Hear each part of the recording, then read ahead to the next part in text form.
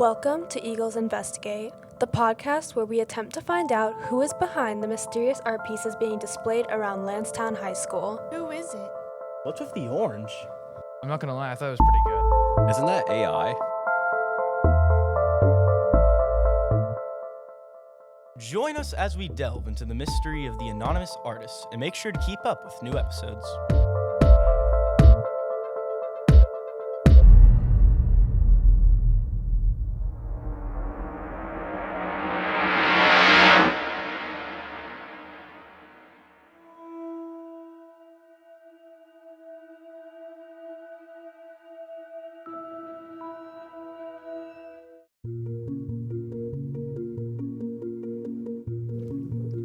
Welcome back to Eagles Investigate, the only podcast brave enough to ask, can a dolphin with an orange ruin a school's sense of reality?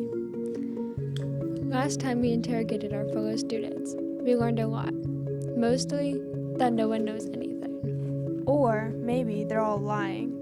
Either way, we're tired of the speculation. It's time for expert opinions. That's right.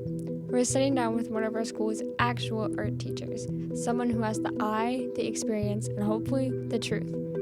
Ms. Zumbrum. Thanks so much for joining us, Ms. Zumbrum. Could you start by telling us a little about what you teach and what kinds of student art you typically see? Hey guys. So I traditionally teach traditional, but this year I started teaching a digital class. So we actually have a little bit of both worlds. I teach from level 2, drawing, painting, and printmaking, all the way up to AP. I've actually taught college, just not anymore, and now I have started teaching digital. So Adobe Suites, Photoshop, Illustrator, and we've even touched on that very daring topic of AI. Ooh. So now, we want to ask you what we really want to know. We know you've seen the dolphin. Oh, the kids can't stop talking about it. In all its glory, huh? Mm-hmm. Look at that orange. So, what are your initial thoughts?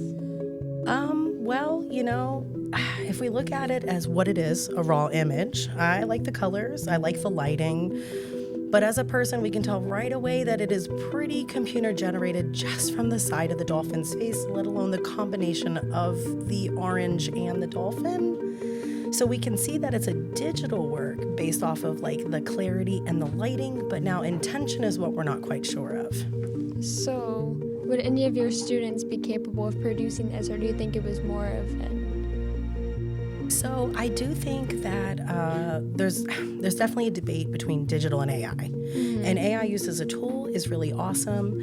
If you're asking me if a student could digitally produce this on a computer with a tablet, 100%. But I don't know if it would necessarily be in their interest to produce this. So, do you know who made it? I do not know who made students? it. No, not that I know of. What kind of skill level do you think it would take for someone to make this?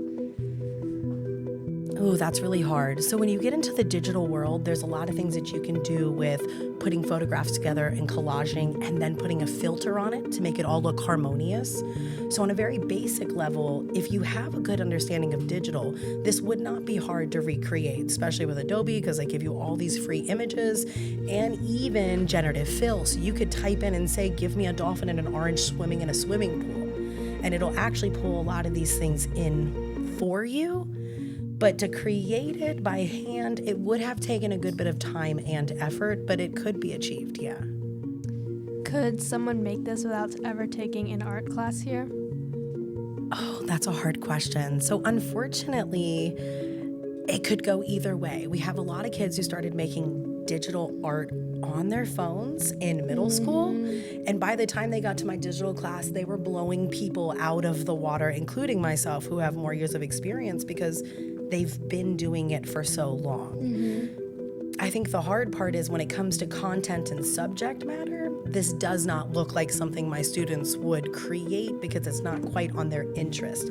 Skill level, I would probably put it, if actually hand-drawn and not generated, more of a college level, just because of the overall technique.